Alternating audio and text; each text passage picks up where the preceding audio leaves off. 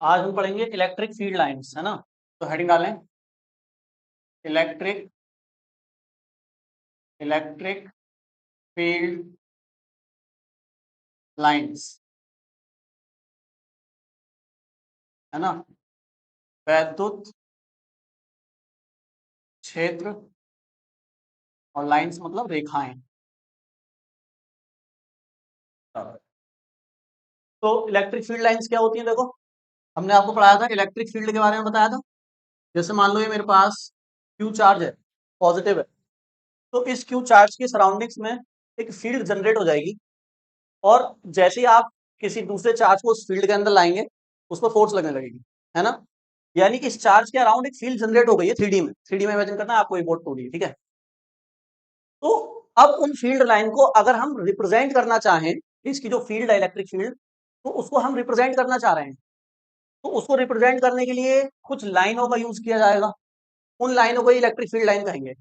तो भैया रिप्रेजेंट कर क्यों रहे हैं, मकसद क्या है आपका, पर्पस क्या है रिप्रेजेंट करने का। तो जब इलेक्ट्रिक फील्ड आप यहाँ पर ड्रॉ कर देंगे ना, तो इलेक्ट्रिक फील्ड लाइंस हमें इंफॉर्मेशन देती हैं चार्ज के बारे में और इलेक्ट्रिक फील्ड इंटेंसिटी के बारे में। क्या इंफॉर्मेशन देती है वो समझेंगे, अभी पहले ड्रॉ कर लेते हैं।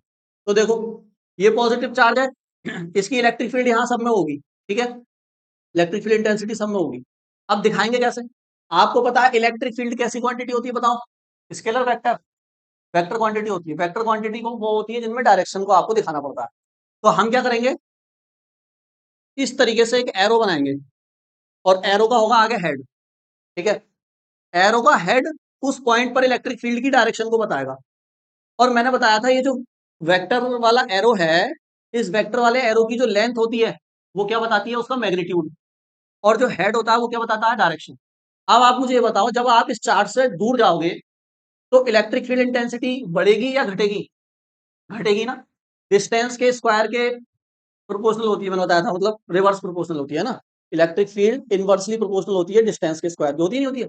मतलब जैसे जैसे आप इस चार्ज से दूर जाओगे इलेक्ट्रिक फील्ड की वैल्यू क्या होती जाएगी, कम होती जाएगी। और मैंने आपको ये बताया कि ये जो वेक्टर होता है इसकी जो लेंथ होती है वो फील्ड की, वो उसकी मैग्नीट्यूड को बताती है। यानी स्टार्टिंग में जो इलेक्ट्रिक फील्ड का वेक्टर बनेगा वो तो बड़ा बनेगा, लेकिन जैसे ही इससे दूर जाओगे ये जो एरो की लेंथ होगी वो क्या होती जाएगी, छोटी।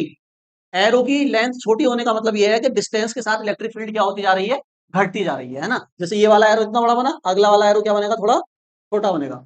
उससे अगला वाला और छोटा बनेगा, उससे अगला वाला और छोटा बनेगा। इस तरीके से इलेक्ट्रिक फील्ड क्या होगी, डिस्टेंस के साथ साथ कम होती जाएगी। ऐसे ही आप इलेक्ट्रिक फील्ड की डायरेक्शन इधर भी दिखा सकते हैं वेक्टर बना के। देखो पहला वेक्टर ये, दूसरा और छोटा, तीसरा छोटा, चौथा और छोटा। इधर भी दिखा सकते हैं ना, ये इधर भी दिखा सकते हैं। ऐसे भी दिखाना चाहें तो ऐसे भी दिखा सकते हैं।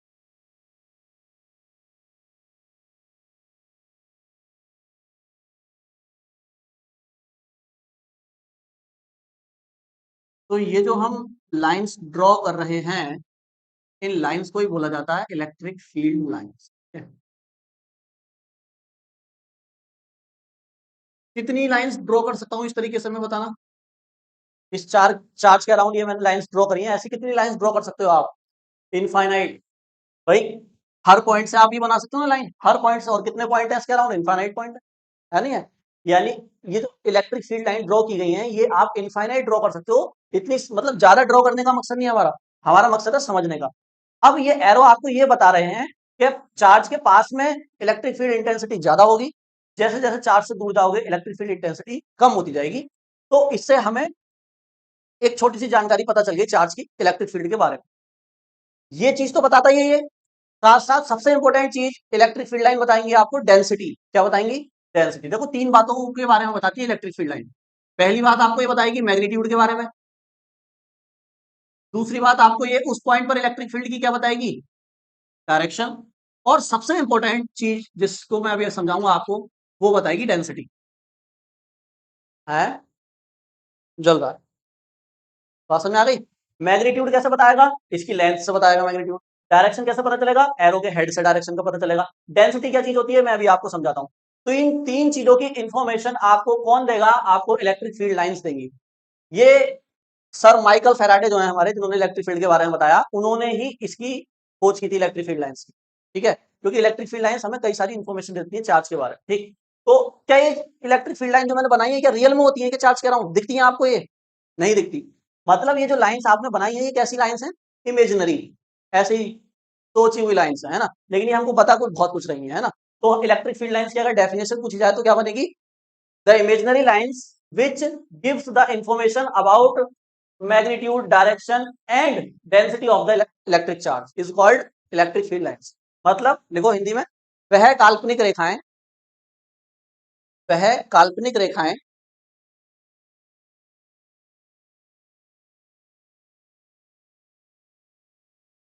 जो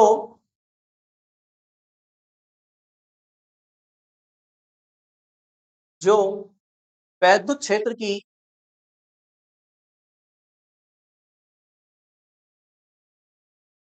दिशा, जो वैद्युत क्षेत्र की दिशा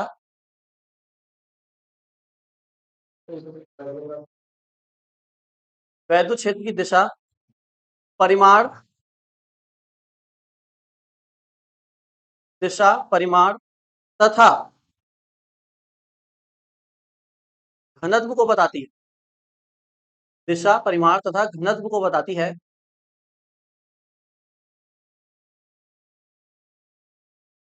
घनत्व को बताती हैं वैद्युत क्षेत्र रेखाएं,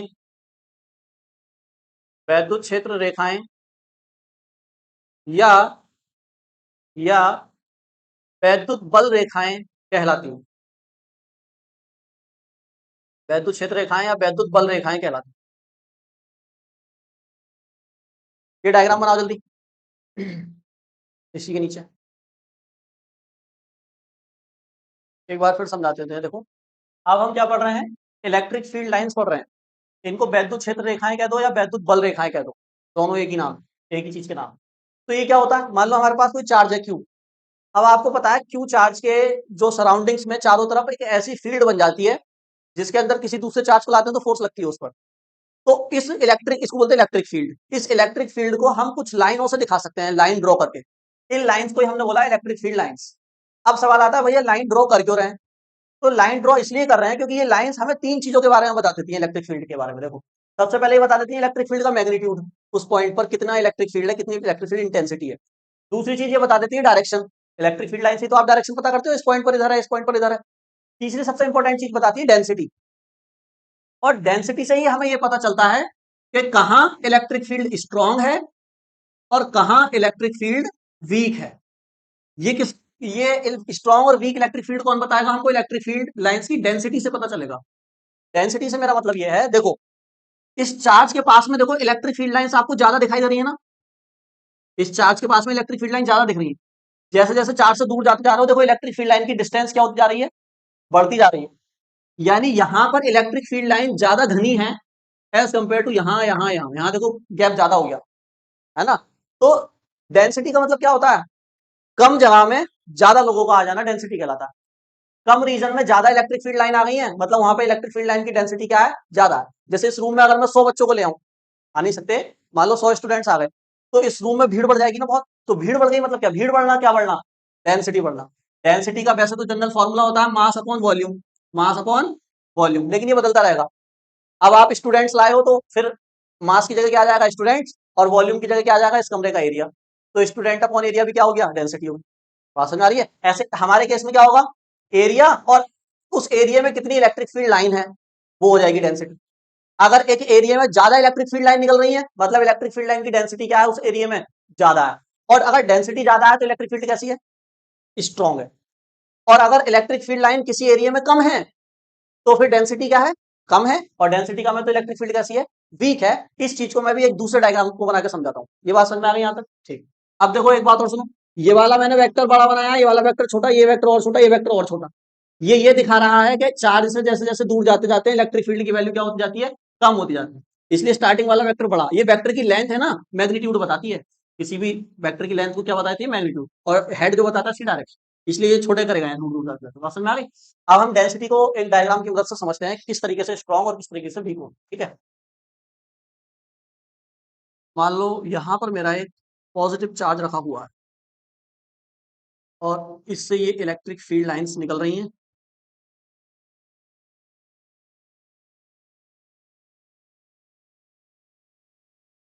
एक ही साइड के बना रहा हूं, है ना, होंगी तो सब तरफ, लेकिन समझने के लिए केवल केवल एक तरफ बना रहा है। होंगी तो 3 डायमेंशनल स्पेस में, 3D में हर जगह। केवल इतना पार्ट मैंने बनाया, इधर भी होंगी, इधर भी होंगी, बाहर भी होंगी, अंदर भी होंगी, हर तरफ, ठीक है। तो ये जो इलेक्ट्रिक फील्ड लाइन है चार्ज की, यहाँ इसमें मैंने 2 एरिया रखे। मान लो एक मैंने रखा ये इस तरीके से, इतना एरिया लिया, इस एरिया का नाम दिया मैंने मान लो P। ये P एरिया है ना, इतने हिस्से को मैंने देखा, ऑब्जर्व करा, मान लो, है ना। और इतना ही बड़ा, जितना जितना एरिया ये है उतने ही एरिया मैंने यहां पर सेलेक्ट किया, यहां सेलेक्ट किया, ठीक है। तो अब आप अगर ध्यान से देखेंगे,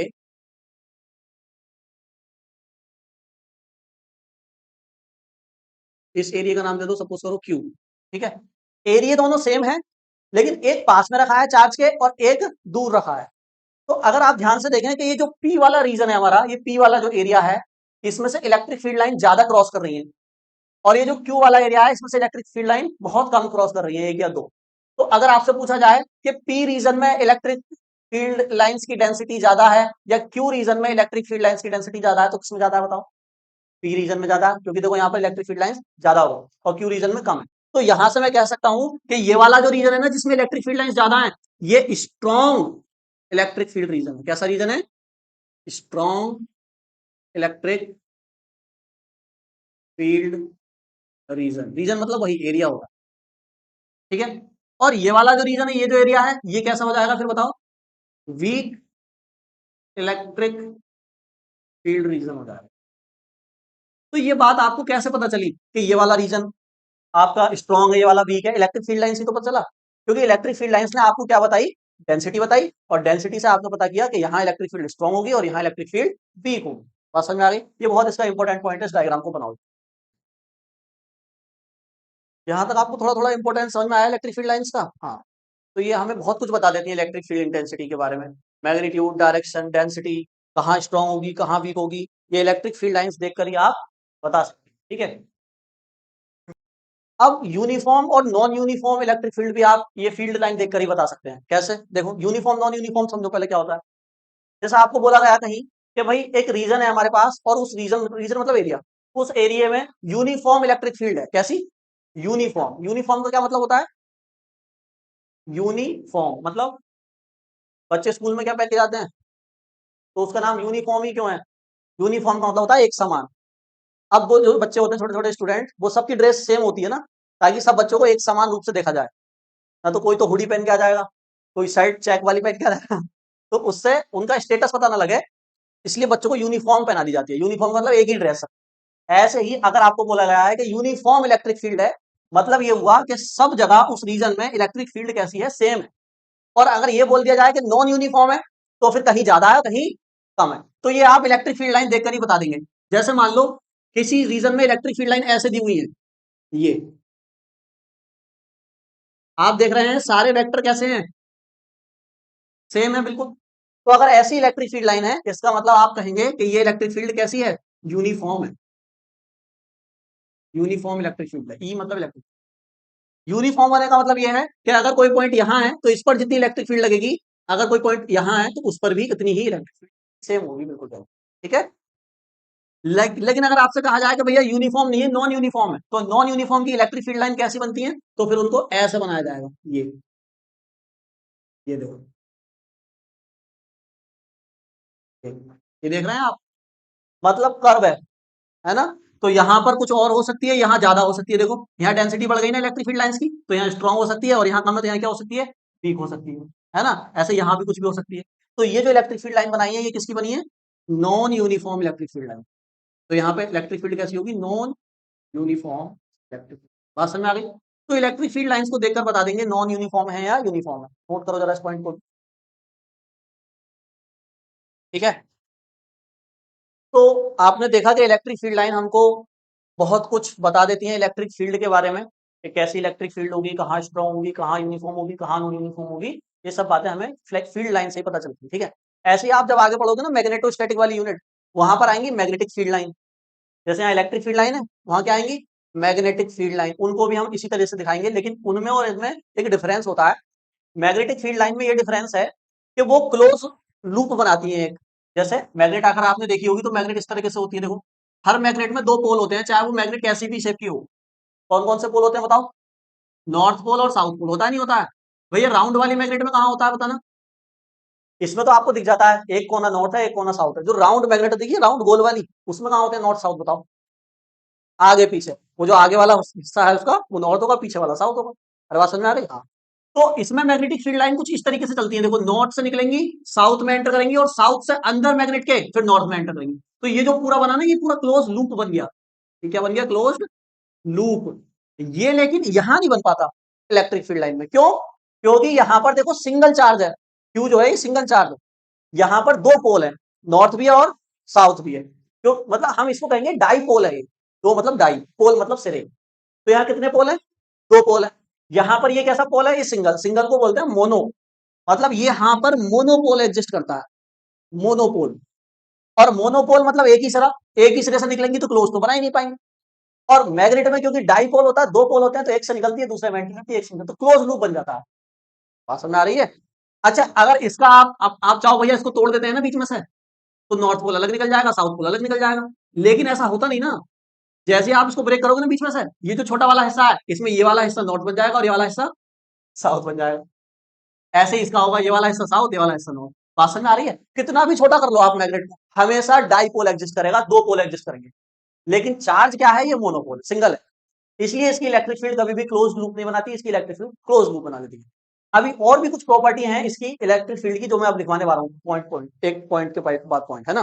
तो लिखो properties of electric field lines, heading डालेंगे properties of electric field lines. वैद्युत बल रेखा कह दो या वैद्युत क्षेत्र रेखा कह दो, वैद्युत बल रेखाओं के गुण। प्रॉपर्टीज मतलब होता है गुण, करेक्टरिस्टिक्स। क्या क्या लक्षण है इनके अंदर या क्या क्या गुण है, सब एक ही बात है। ठीक है। तो पहली प्रॉपर्टी इलेक्ट्रिक फील्ड की ये है कि ये पॉजिटिव चार्ज से निकलती है। भाई पॉजिटिव चार्ज में इलेक्ट्रिक फील्ड की डायरेक्शन अगर आपसे पूछी जाए तो कैसी होती है? आउटवर्ड होती है ना। और निगेटिव चार्ज में पूछी जाए तो इनवर्ड होती है। यानी हम ऐसा कह सकते हैं कि ये पॉजिटिव से तो निकलती है और निगेटिव में एंटर करती है।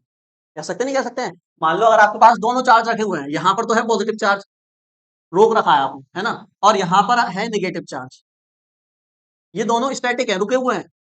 तो क्या होगा? पॉजिटिव चार्ज की इलेक्ट्रिक फील्ड आपको पता आउटवर्ड होती है और नेगेटिव चार्ज की इनवर्ड होती है। तो दोनों अगर पास पास रखे हैं तो होगा क्या? इसकी इलेक्ट्रिक फील्ड यहां से निकलकर कहां एंटर करेगी? इसके अंदर एंटर कर जाएगी, क्योंकि इसकी आउटवर्ड हुई और इसकी इनवर्ड हुई। ऐसे ही यहां से निकलेगी और ये एंटर कर जाएगी, देखो ऐसा कुछ डायग्राम बनेगा जब पॉजिटिव और निगेटिव हम साथ में रखेंगे। ऐसा करके ये जाएगी और फिर इधर से आएगी भी, ये है ना, इसमें एंटर करोगे। आगे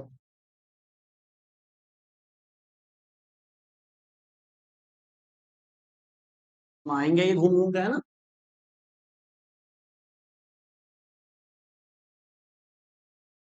तो जाएंगे तो कुछ ऐसा आपको डायग्राम देखने को मिलेगा। सही है। तो इसमें क्या देख रहे हो आप? जो फील्ड लाइन है वो पॉजिटिव से निकल रही है और निगेटिव में एंटर कर रही है। तो फर्स्ट पॉइंट हम ये कह सकते हैं, तो लिखो, देखो वैद्युत बल रेखाएं, वैद्युत बल रेखाएं पॉजिटिव चार्ज से निकलकर,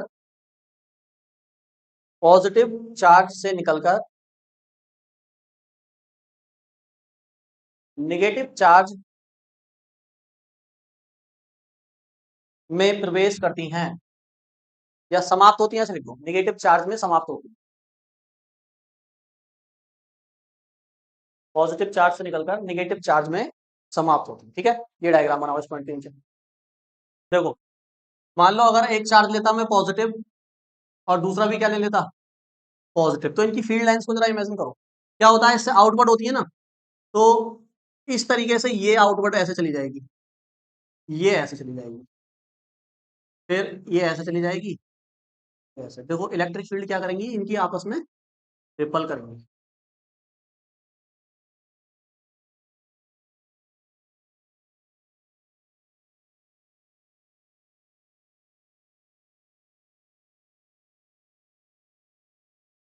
समझ गए ना तुम? मतलब इलेक्ट्रिक फील्ड इनकी आपस में मिलेंगी नहीं कभी भी, ना वो एक दूसरे चार्ज में एंटर करेंगी। ये रिपल्सन यहाँ देखने को मिलेगा इनकी इलेक्ट्रिक फील्ड में। तो दोनों चार्ज एक दूसरे को क्या करेंगे, फिर रिपल करेंगे। ठीक है, ये बनाओ। सेम यही होगा नेगेटिव में, इसको बनाओ पहले।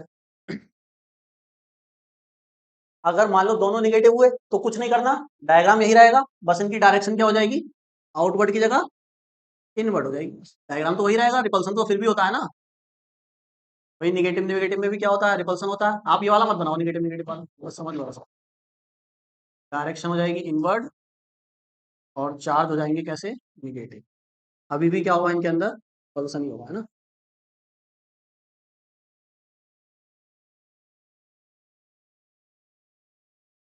तो कुछ ऐसा डायग्राम देखने को, है ना, बात समझ में आ गई। तो ये आपने देखा इलेक्ट्रिक फील्ड लाइन कैसे करके आपस में कोलाइड करती है। चलो अब हम पढ़ते हैं सेकंड पॉइंट है। हाँ, अच्छा एक आउटवर्ड चली गई क्या, वो रह गया दो। तो ये फर्स्ट पॉइंट आपने देखा कि पॉजिटिव चार्ज से इलेक्ट्रिक फील्ड लाइंस निकलती हैं और नेगेटिव चार्ज में एंटर कर जाती हैं। अगर दोनों पॉजिटिव हैं तो आपस में नहीं मिलेंगी, दोनों नेगेटिव हैं तो भी आपस में नहीं मिलेंगी, रिपल्सन होगा। ठीक है, सेकंड पॉइंट लिखो। सेकंड पॉइंट में हम लिखेंगे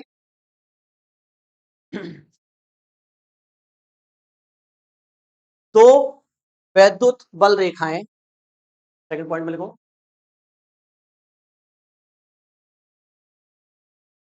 दो वैद्युत बल रेखाएं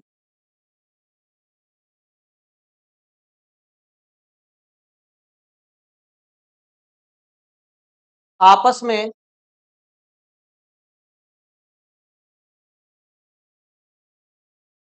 कभी नहीं कटती, आपस में कभी नहीं कटती,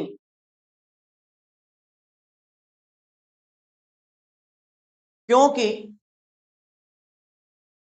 क्योंकि अगर ऐसा होता, क्योंकि अगर ऐसा होता तो कटान बिंदु पर, तो कटान बिंदु पर वैद्युत क्षेत्र की दो दिशाएं हो जाती,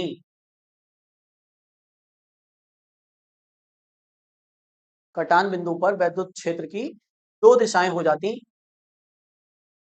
जो कि असंभव है, जो कि असंभव है या बेतुका है ना, ऐसा हो नहीं सकता। कैसे, देखो क्या बोला मैंने, मैंने बोला दो इलेक्ट्रिक फील्ड लाइंस कभी भी आपस में क्रॉस नहीं करेंगी, दो इलेक्ट्रिक फील्ड लाइन आपस में क्रॉस नहीं करेंगी। क्यों नहीं करेंगे भैया, तो ये इसलिए नहीं करेंगी, मान लो आपके पास कहीं पर कर्व्ड इलेक्ट्रिक फील्ड रीजन है, मान लो इस तरीके से कोई रीजन है, यहाँ पर इलेक्ट्रिक फील्ड लाइन ऐसे करके कर्व है, ठीक है, और यहाँ पर कोई पॉइंट लिया मैंने, मान लो यहाँ कोई पॉइंट लिया पी, तो होता क्या है, ध्यान से सुनना। अगर मैं आपसे पूछूं कि इस पी पॉइंट पर इलेक्ट्रिक फील्ड की डायरेक्शन बताओ, तो क्या बताओगे, कैसे बताओगे इलेक्ट्रिक फील्ड पर, इस पर मैं डायरेक्शन पूछना चाह रहा हूँ इलेक्ट्रिक फील्ड की, कैसे बताएंगे, ऐसे नहीं बताएंगे इधर की तरफ, ऐसे नहीं। तो जब भी कर्व इलेक्ट्रिक फील्ड लाइन होती है ना, और उस पर कोई पॉइंट हो, तो उस पर इलेक्ट्रिक फील्ड की डायरेक्शन हमेशा टेंजेंट खींचकर बताते हैं। क्या खींचकर, टेंजेंट। टेंजेंट पढ़ा है आपने मैथ्स में, क्या होता है टेंजेंट, हिंदी में बोलते हैं स्पर्श रेखा। मतलब ऐसी रेखा जो उस कर्व को क्या करके जाए, स्पर्श करके जाए, छूती हुई जाए, उसको बोलते हैं टेंजेंट, है ना। जैसे ये कर्व है, तो अगर मुझे यहाँ इलेक्ट्रिक फील्ड की डायरेक्शन बतानी है तो मैं इस पर क्या खींच दूंगा, एक टेंजेंट स्पर्श रेखा खींच दूंगा, सीधी खींचती है एकदम। तो मैं कहूंगा इस पी पॉइंट पर जो इलेक्ट्रिक फील्ड की डायरेक्शन है वो ये है, ये नहीं है, ये इलेक्ट्रिक फील्ड की डायरेक्शन। तो कर्व्ड इलेक्ट्रिक फील्ड लाइंस पर जो इलेक्ट्रिक फील्ड की डायरेक्शन होती है वो टेंजेंट खींचकर बताई जाती है, इसको बोलते हैं टेंजेंट, इंग्लिश में टेंजेंट, हिंदी में स्पर्श रेखा खींचकर बताई। ठीक है, अब हम क्या कह रहे हैं इस पॉइंट में, हम कह रहे हैं कि दो दो जो इलेक्ट्रिक फील्ड लाइन है वो आपस में क्रॉस नहीं करेंगी। क्यों नहीं करेंगी, क्योंकि अगर ऐसा होगा तो जिस पॉइंट पर वो क्रॉस कर रही होंगी ना, उस पॉइंट पर दो डायरेक्शन मिलेंगी इलेक्ट्रिक फील्ड की, कितनी, दो। अब दो डायरेक्शन कैसे पॉसिबल है इलेक्ट्रिक फील्ड के? मान लो अगर एक चार्ज है हमारे पास, सिंगल चार्ज है, तो सिंगल चार्ज की जो इलेक्ट्रिक फील्ड होगी वो किसी एक ही तो डायरेक्शन में होगी या दो डायरेक्शन में हो जाएगी? एक चार्ज है, इलेक्ट्रिक फील्ड इधर भी लग रही है, इलेक्ट्रिक फील्ड इधर भी लग रही है, ऐसा नहीं हो सकता ना। तो मान लो अगर ऐसा हो जाता है, मान लो एक इलेक्ट्रिक फील्ड ये है और एक इलेक्ट्रिक फील्ड ये है, ये एक ही चार्ज की इलेक्ट्रिक फील्ड है। मान लेते हैं हम कि कट गई किसी पॉइंट पर, मान लो देखो इस पॉइंट पर कट हो गई ना दोनों, कटती नहीं है, लेकिन क्यों नहीं कटती है वो मैं अभी एक्सप्लेन कर रहा हूँ। मान लो इस पॉइंट पर कट गई, तो होगा क्या, इस पी पॉइंट पर अब अगर आप मैं आपसे पूछूं कि भैया इलेक्ट्रिक फील्ड की डायरेक्शन बताओ, तो आप कहोगे भैया टेंजेंट खींच के बता देंगे।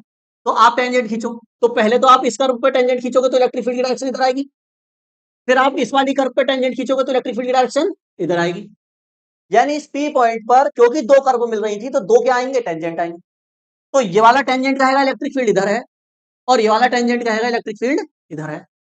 और इलेक्ट्रिक फील्ड है एक सिंगल चार्ज की, तो एक सिंगल चार्ज कभी भी इलेक्ट्रिक फील्ड की दो डायरेक्शन नहीं बता सकता। एक पॉइंट पर, एक पॉइंट पर उसकी एक ही डायरेक्शन होगी, या तो ये होगी या ये होगी। इसलिए हम कह सकते हैं कि इलेक्ट्रिक फील्ड लाइन क्रॉस ही नहीं कर सकती आपस में, कभी भी आपस में कटेंगी नहीं, क्योंकि कटेंगी तो दो डायरेक्शन बनेंगी और दो डायरेक्शन एक पॉइंट पर बन नहीं सकती। बात समझ में आ गई? नोट कर लो ये डायग्राम, क्या लिख देना, इट इज इम्पॉसिबल।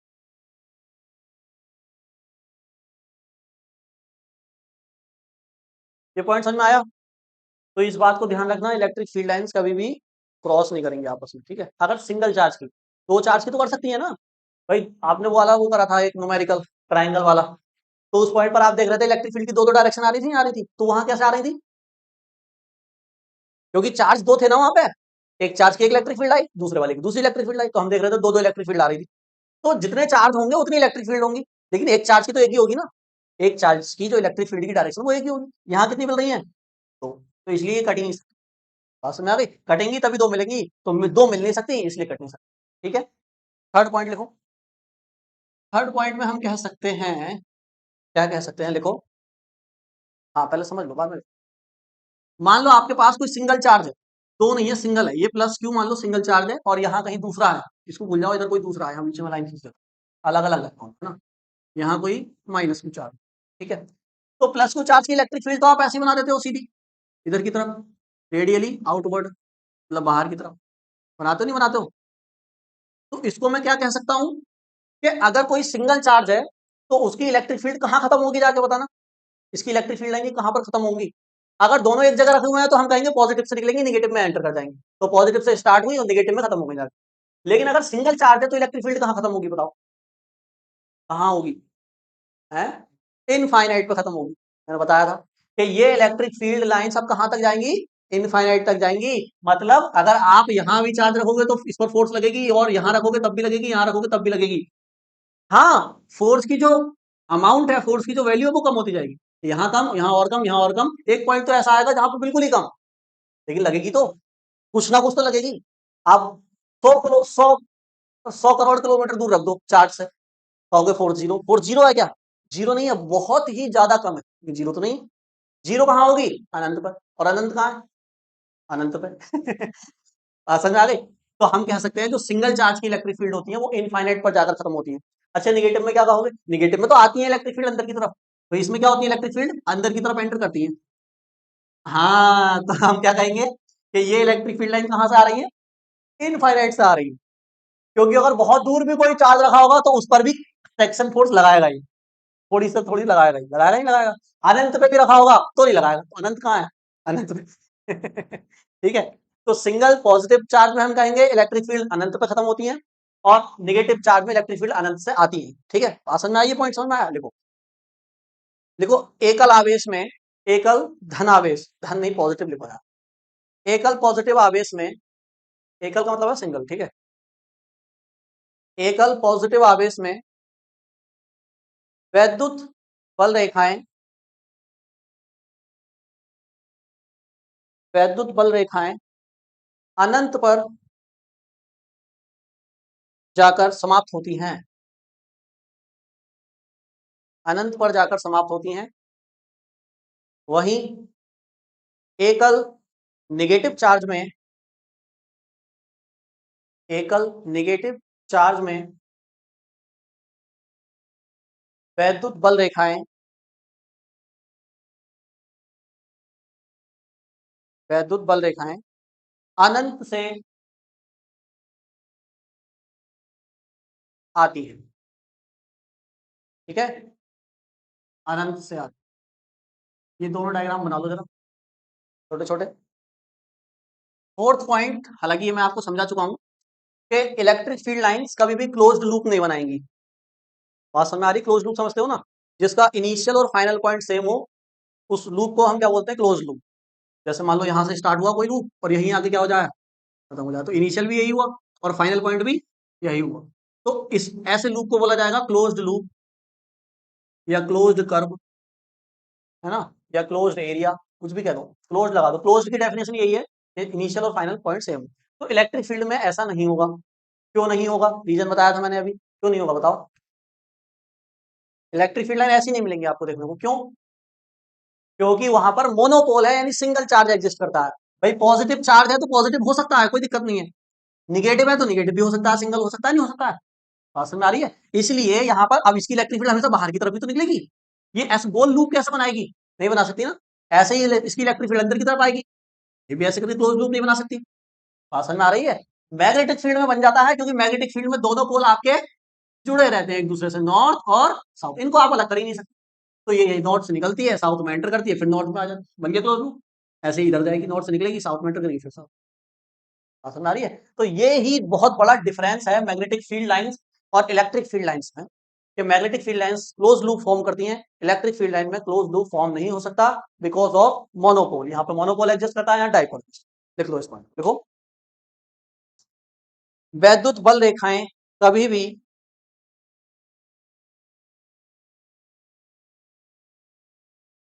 वैद्युत बल रेखाएं कभी भी क्लोज्ड लूप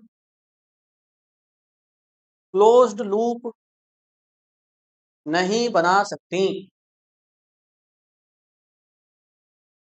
क्लोज्ड लूप नहीं बना सकती क्योंकि क्योंकि इनमें एकल ध्रुव समझते हो? मोनोपोल, ब्रैकेट में लिख देना, एकल ध्रुव मोनोपोल का अस्तित्व होता है। मतलब मोनोपोल एग्जिस्ट करता है ना, का अस्तित्व होता है। बात समझ में आ गई? आपने देखा इलेक्ट्रिक फील्ड लाइंस आपको बता क्या रही हैं? आपने ये देखा इलेक्ट्रिक फील्ड लाइंस की प्रॉपर्टीज क्या है। पहली प्रॉपर्टी आपने क्या देखी कि ये पॉजिटिव से निकलती हैं, निगेटिव में एंटर करती हैं। दूसरी प्रॉपर्टी आपने क्या देखी कि ये कभी भी आपस में क्रॉस नहीं कर सकती, क्योंकि क्रॉस करेंगे तो दो डायरेक्शन होंगी और एक चार्ज की इलेक्ट्रिक फील्ड की दो डायरेक्शन पॉसिबल नहीं है। तीसरी प्रॉपर्टी आपने ये देखी कि सिंगल चार्ज की जो इलेक्ट्रिक फील्ड होती है वो इनफाइनाइट पर जाकर एंड होती है और निगेटिव चार्ज में इनफाइनाइट से आती है।